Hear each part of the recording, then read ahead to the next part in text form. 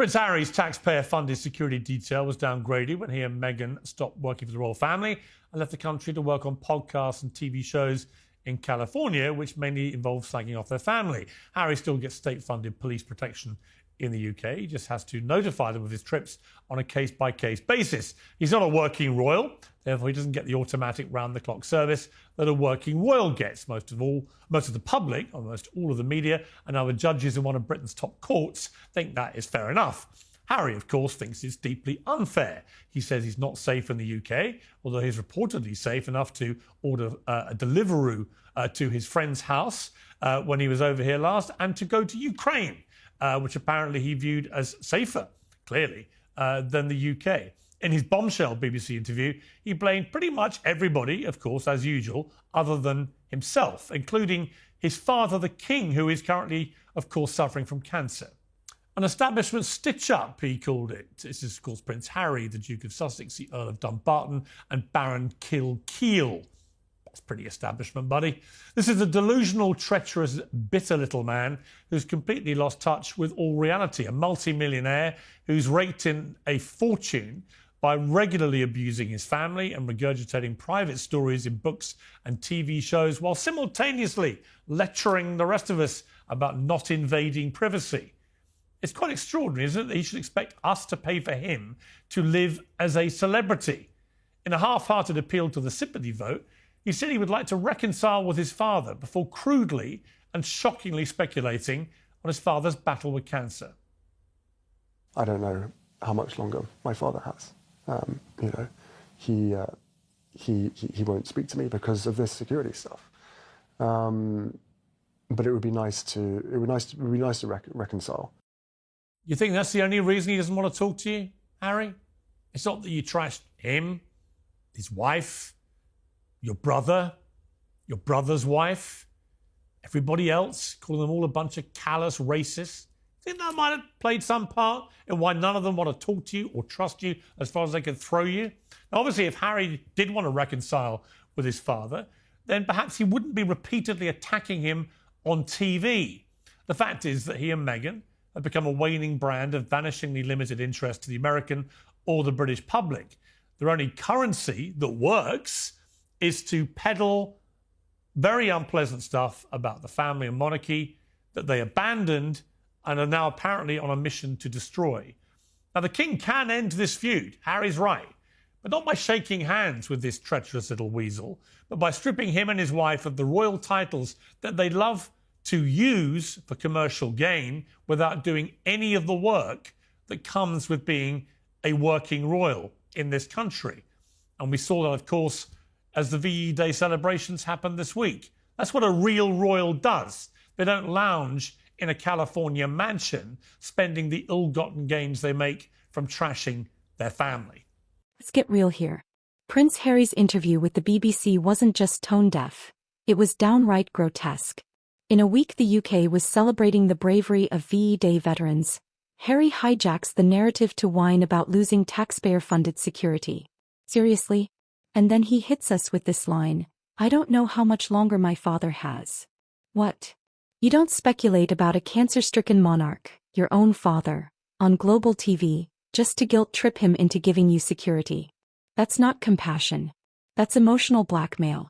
Well, to debate all this, I'm joined in the studio by Uncensored contributor and family lawyer Paula Rowan-Adrian and Vanity Fair royal correspondent Katie Nicholl, plus from the United States by the Daily Mail columnist Maureen Callahan and the LA-based royal commentator Kinsey Schofield. So welcome to all of you. I do want to start, Katie, by saying welcome back, because viewers may not know this as to why you've not been on this show for quite a while, but you actually, it turned out, were secretly, you didn't tell anyone, you were having your own battle with cancer. You wrote incredibly movingly about it. You've come out the other end. You look fabulous. Thank you. How are you?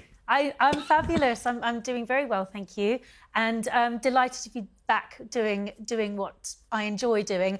And actually delighted to see the King and the Princess of Wales, who have, of course, gone through their own cancer diagnosis, you know, putting a spotlight on it, smashing stigmas and doing what the royal family do so well. So I just think that message is, listen to your body. If something doesn't feel right, get it checked out. Well, it's great to have you back. And I really mean that. We've been friends a long time and you went very quiet for a long period. We were all very worried about you. And now we don't have to worry. You look fabulous. So it's great to see you. Just to start with you, Katie, though, about what's gone on here. If ever we saw the two sides of these two, I call them two, because one's a renegade royal family operating in America, a sort of splinter group, and one is the actual royal family here doing what we expect of them. The contrast couldn't be more marked.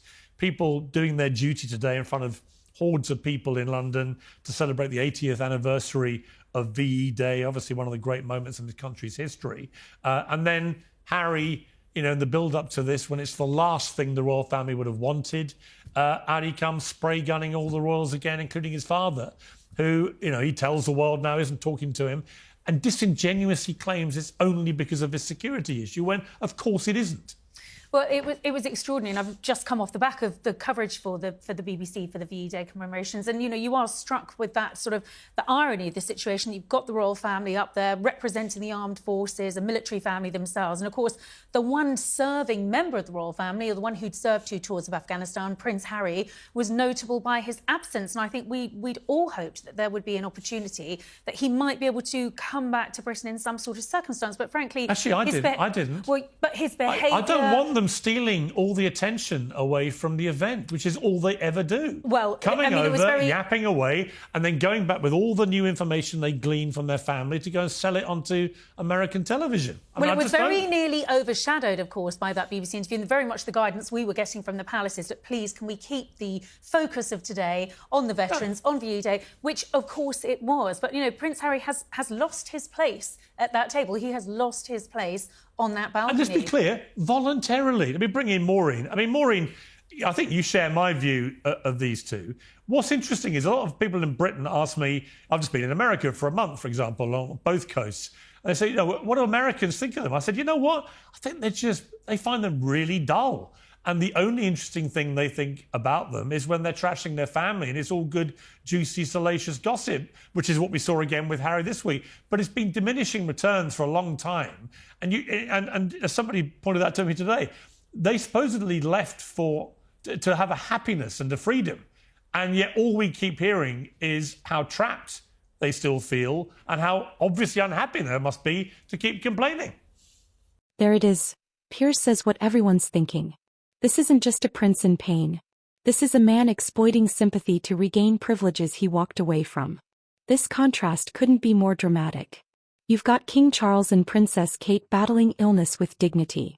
Meanwhile, Harry is sulking in California, taking cheap shots at the family that made him famous. Prince Harry, the only royal with real battlefield experience, was absent. Why? Because instead of serving, he was too busy serving up another pity party. And the palace had one clear request that day: focus on the veterans. But Harry couldn't help himself. Well, Piers, again, I hear this all the time, too, from the Brits. Like, what do Americans really think of Harry and Meghan?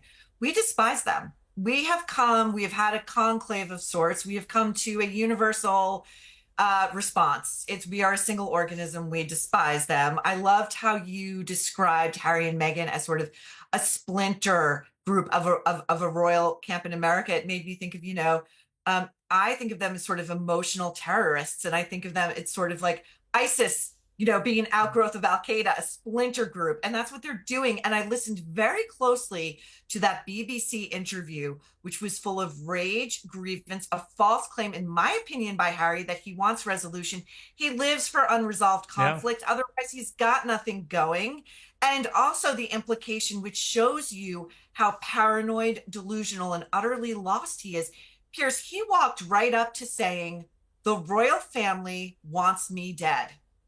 Yeah, he did. It was unbelievable. All right, well, let's turn to the resident they can do no wrong member of the panel. Paula, you've been on a lovely holiday. I've been following your travails on... travails is not quite the right word. Your luxurious travels through Italy. So welcome back. Looking very well and rested. Go on then, try and defend this. Do you know what? Did you watch the whole thing? I didn't watch the whole thing, but I've read as much as I can feasibly read. But I just want to focus on the whole defence thing. You talk about me defending the Duke and Duchess of Sussex. This isn't about defending. What this is about, actually, is me saying, where are we in terms of a monarchy? Do we want a strong monarchy? Do we want a long-lasting monarchy? Yes and yes. Because if we do, then we need to stop attacking and start supporting. Who's doing the attacking? Now, hang on. what we are told... I don't disagree with you. Yes. I agree with the first part of that. Okay. Yes, I do want a strong monarchy. Yes, I do want to give it longevity. Mm-hmm. I'm a big monarchist. But the last part of that, the only attacking is coming from one side. There is no attacking from the royal family against these two. Well, it's only coming from Harry and Meghan for the last 5 years against them. When is a senior member of the royal family attack them in public? But you know that senior members never publicly come out and make comments So you agree like with that. me? So, but what we are told is a source said, or a source close to the royal family said. My point is, look, the royal family are in trouble as an institution. We know that in terms of the support for the royal family, it's in decline. Did you see the mall today at Buckingham Palace? It's in decline. And we know that because the polls tell us, and we know that particularly in relation to the youth, the younger generation. And if you why do you think that is? And if you are to stop, because of the relevance. Could it be because they've been branded a bunch of callous racists by these two who absconded to... Well, you keep saying that. That's another thing I need to correct you on. They never said that their royal family were callous racists. Oh, they Those did? are your words. Those are your words. Okay. And Prince Harry very clearly said those were not the words that he used to describe. He later blamed the media. He heard. Let me just remind you what they told Oprah Winfrey. She said that she was suicidal and that when she went to somebody senior at the palace to ask for help, she was told she couldn't get any. Mm-hmm. I didn't believe it at the time. It never appeared in Harry's book. She's never repeated it. There has never been any shred of evidence to support that story whatsoever. One. Secondly, we now know from Omid Rabies, whatever his name is, arse-licking little Burke that does whatever they tell him to do, from a book that appeared in Holland, and I was the one that revealed this, that he reported that the two royals who Meghan Markle claimed had been racist about the skin colour of her baby even before it was born. Harry had raised in conversation they had raised with Meghan Sussex. She wanted us to believe, and told the world via Oprah, that they had raised concerns about the skin colour of her unborn baby. In what world do you think it is likely that Catherine or Charles ever espoused a single racist undertone to any comment about the birth of their unborn child? And again, Paula, it never appeared in his book. He never repeated it again, and nor did she. And in fact, he then said later, oh, no, it was the media that said it was racist, not me, Gov. That's right. Emotional terrace. Strong words. Maybe. But when you leave the royal family, claim you want privacy, then profit off every secret they ever told you, what else would you call it? They call the UK unsafe, but go to war zones for PR photo ops. They call the royals racist but never repeat those claims in court. And let's not forget, every single time the family has a moment of dignity, the Sussexes steal the headlines.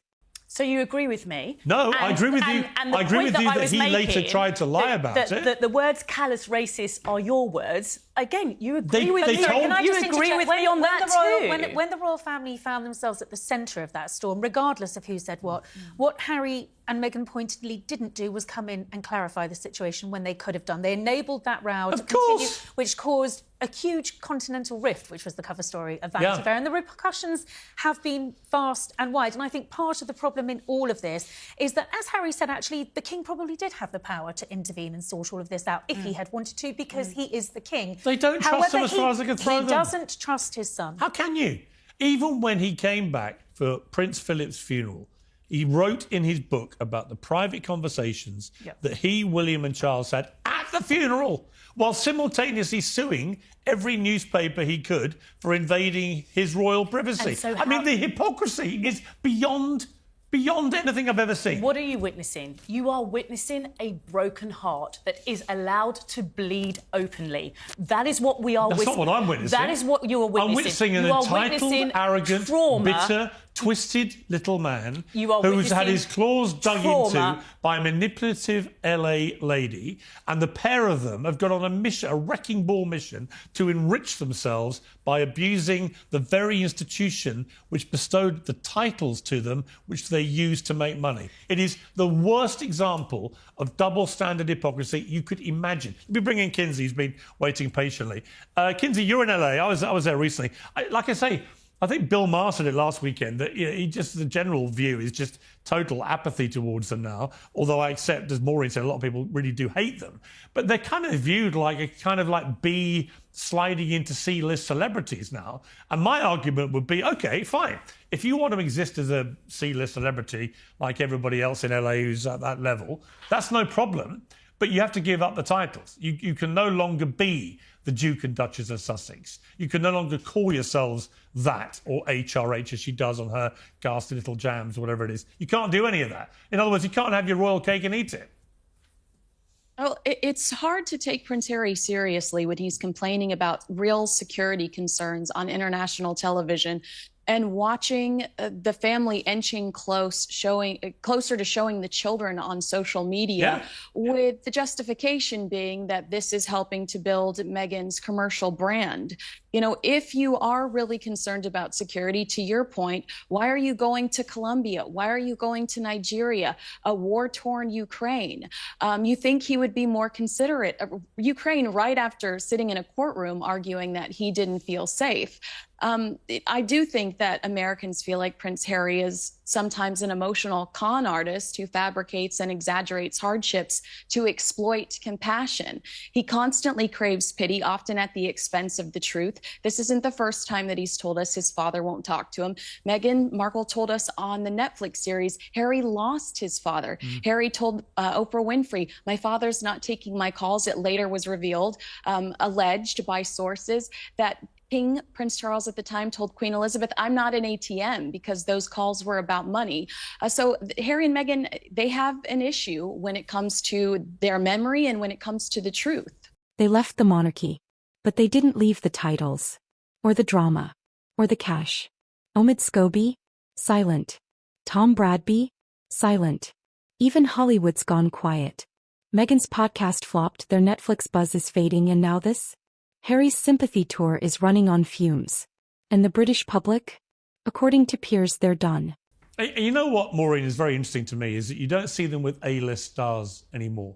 And I think the reason for that is they've become very toxic. And also A-list stars... Except for Gwyneth Paltrow, well, quite recently. A-list. So Gwyneth, I don't know if you've got a response to that. Well, all right.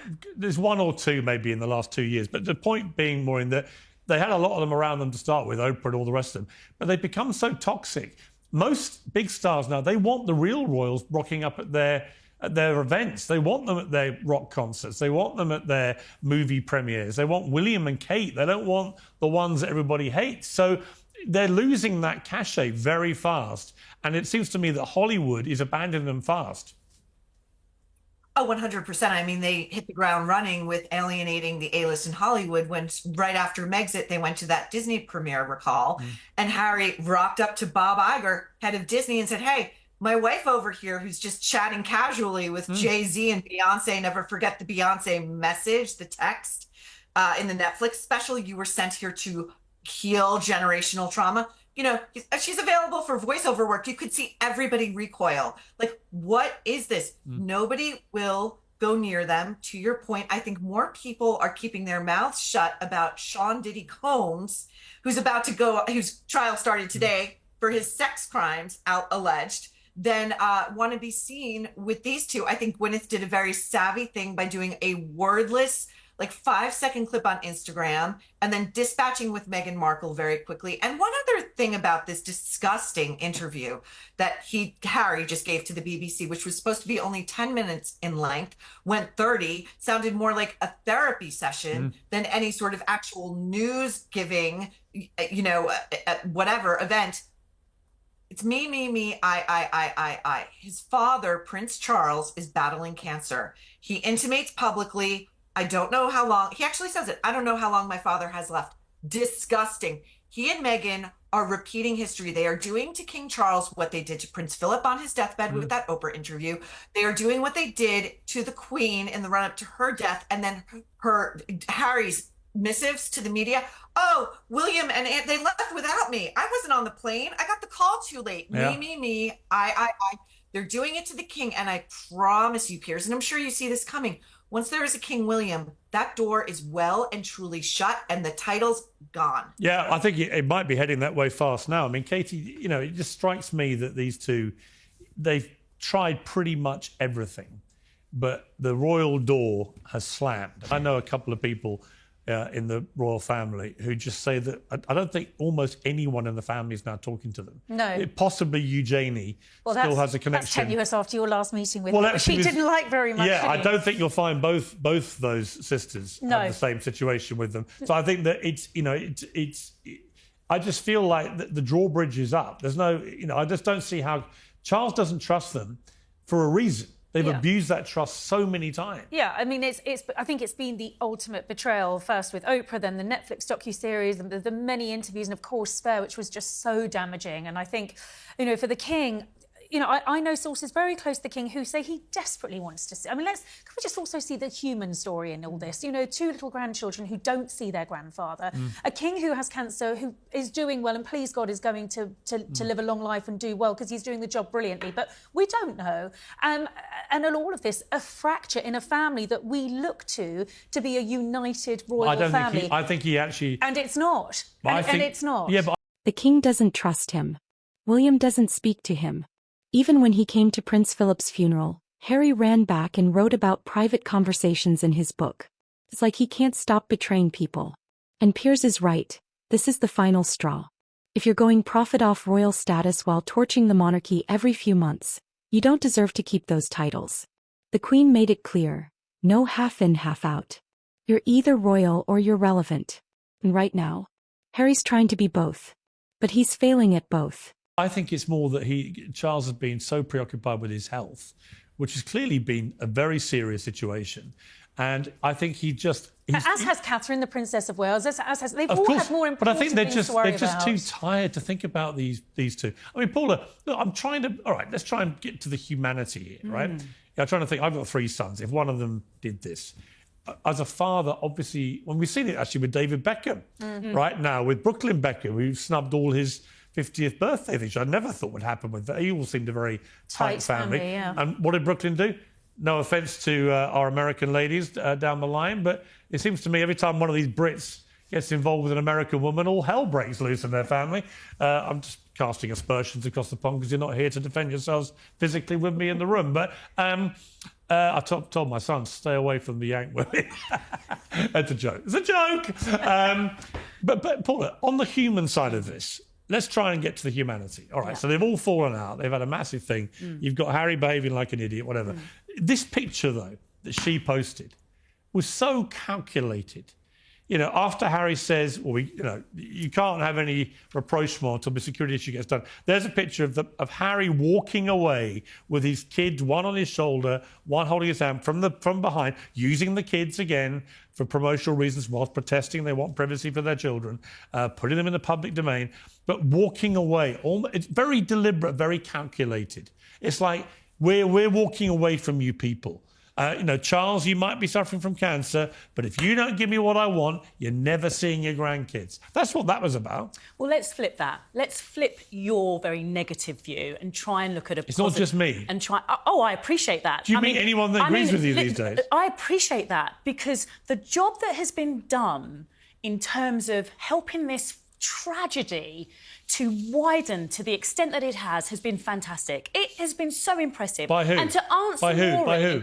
I don't know. Well, who? I don't know. Who? There are Harry and lots Meghan of, have there largely are lots filled of, there are that lots media. of people who Could it be the two give people who've guesses. been on Oprah, Netflix, podcasts, BBC interviews? Could it be those two who are the only ones in this whole saga doing any talking? It would be so easy, wouldn't it, just to blame one person? But we're talking We're talking about a family, and we're talking about a family tragedy. And Piers, you and I, we always have this backwards and forwards about everyone's truth, but we're dealing with a family, and you know that in a there's family, only one truth. And you know, in a family situation, the dynamics are seen from every single angle. OK, so that's looking at it humanely. The other thing that we need to consider is, as Katie quite properly said, we've got a grandfather here who's not been able to see his grandchildren. We have thousands of grandparents. Two grandparents. Because you have her father has never even met Harry. Yeah. Right? I mean, this is incredible. She's managed to... Meghan Markle, who'd already splintered... Meghan Sussex.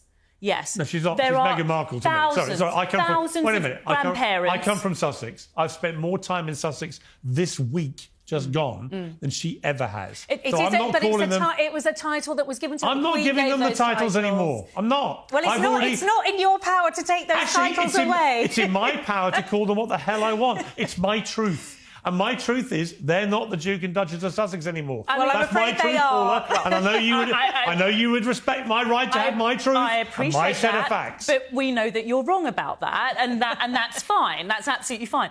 But thousands of grandparents make applications to the family courts every year in an attempt to see their children. And what I understand from international, and you know this area very well. I know that very, very well. And what I understand from international reports, and Katie, you might correct me on this one, but what I've read actually is that the Princess of Wales and the Duchess of Sussex are attempting to reconcile. The brothers are attempting to reconcile Harry with the father. I don't. Absolutely untrue. I really hope that what I've read... I'm told Prince William would literally rather shoot himself. Honestly, I hope that what I've read is true, because it's important. No, you are seeing a decline in the status of the monarchy. Together is stronger. Together is stronger. Do you accept that what Harry and Meghan have done for the last 5 years has damaged the monarchy? I accept that this situation has been handled so badly, and it is really disturbing to see that the men in grey suits that Princess Diana referenced have failed to learn from the very obvious lessons that they got wrong with Princess Diana. There's no comparison. And have allowed... There is no comparison. Well, Prince Harry makes a comparison and has allowed this to get to the absolutely diabolical state that it's in at the moment. Yeah, but I am gobsmacked that people didn't step in earlier. Oh, they've tried. To stop it. They've all tried. Trust me, they've all tried. Well, how do we know that? I am very reliably told. From a source, no doubt. My from sources... a source, no doubt, close to the royal family. I won't say who my sources are, but I'm very reliably informed. And a reconciliation is some way off. It's not about duty anymore. It's about dollars. And the world is starting to see right through it. So where does this leave Prince Harry? Estranged from his family, mocked in the press, and defended only by Meghan, who might be the architect of this downfall. The fairy tale is over. No. The exile begins. That's our full breakdown of Harry's BBC meltdown. If you think he's gone too far this time, hit that like button, subscribe for more real talk, and drop a comment. Should King Charles finally strip Harry and Meghan of their titles? Let's talk about it.